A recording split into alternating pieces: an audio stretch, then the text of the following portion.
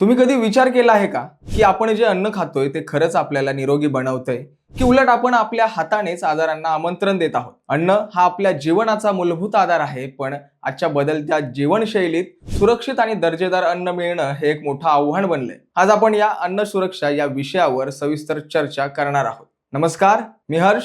प्रहार news line मध्ये आपलं स्वागत आहे. जागतिक आरोग्य संघटनेच्या आकडेवारीनुसार दरवर्षी जगभरात लाखो लोक असुरक्षित अन्नामुळे आजारी पडतात. अन्नातील जंतू, विषाणू, परजीवी किंवा रासायनिक घटकांमुळे 200हून अधिक प्रकारचे आजार होऊ शकतात. यात सध्या विषबाधेपासून ते दीर्घकालीन आरोग्य समस्यांपर्यंत गंभीर बाबींचा समावेश असतो. विशेषतः लहान मुले, गर्भवती महिला आणि ज्येष्ठ नागरिकांवर याचा सर्वाधिक परिणाम होतो. म्हणूनच सुरक्षित अन्न ही केवळ निवडीची बाब नसून आपल्या सार्वजनिक आरोग्याचा एक अविभाज्य भाग आहे. आजच्या धावपळीच्या आयुष्यात आपण fast food, online food delivery आणि प्रक्रिया केलेले प्रोसेस पदार्थांवर मोठ्या प्रमाणावर अवलंबून आहोत. सोयीचे वाटते म्हणून आपण हे पर्याय निवडतो, पण यात अनेक धोके दडलेत. त्यात साठवणूक आणि हाताळणी करताना अन्न तयार झाल्यानंतर ते ग्राहकांपर्यंत पोहोचताना तापमानाचे नियंत्रण राखले गेले नाही तर त्यात सूक्ष्म जीवांची वाढ वेगाने होते. त्याचबरोबर रस्त्यावरील खाद्यपदार्थ, ज्यात उघड्यावरचे अन्न, वारंवार वापरलेले तेल आणि अस्वच्छ पाणी हे आजारांचे मुख्य कारण ठरत आहे. पुढे प्रक्रिया केलेले अन्न, त्यात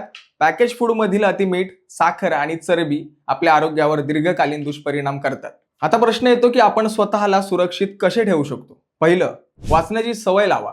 कोणतेही पॅकेज अन्न खरेदी करताना त्यावरील उत्पादनाची तारीख, कालबाह्यता तारीख आणि घटकांची यादी नेहमी तपासा. दुसरं, दर्जा तपासा. पॅकेजिंग फुगलेली किंवा फाटलेले असल्यास ते पदार्थ खरेदी करणं टाळा. विक्रेत्याचा FSSAI परवाना असल्याची खात्री करा. तिसरं, घरचे जेवण. हॉटेल किंवा ऑनलाईन फूडवर पूर्णपणे अवलंबून न राहता घरी तयार केलेले ताजे अन्न घेण्यावर भर द्या. चौथं, स्वच्छता पाळा. गरम अन्न गरम आणि थंड पदार्थ थंड स्थितीत खाणे हिताचे असते. अन्न सुरक्षेची जबाबदारी केवळ ग्राहकांची नाही तर उत्पादक, हॉटेल्स आणि विक्रेत्यांचीही आहे. त्यांनी स्वच्छता पद्धती, GHP आणि अन्न सुरक्षा व्यवस्थापन प्रणालींचे काटेकोर पालन करणे आवश्यक आहे. त्याचबरोबर स्वच्छ पाणी वापरणे, तेलाचा पुनर्वापर टाळणे आणि कर्मचाऱ्यांना प्रशिक्षित करणे या गोष्टी कंपन्यांसाठी बंधनकारक असल्या पाहिजेत. शेवटी फार्म टू फोक म्हणजे शेतापासून ते ताटापर्यंत प्रत्येक टप्प्यावर सुरक्षिततेचे पालन होणे गरजेचे आहे.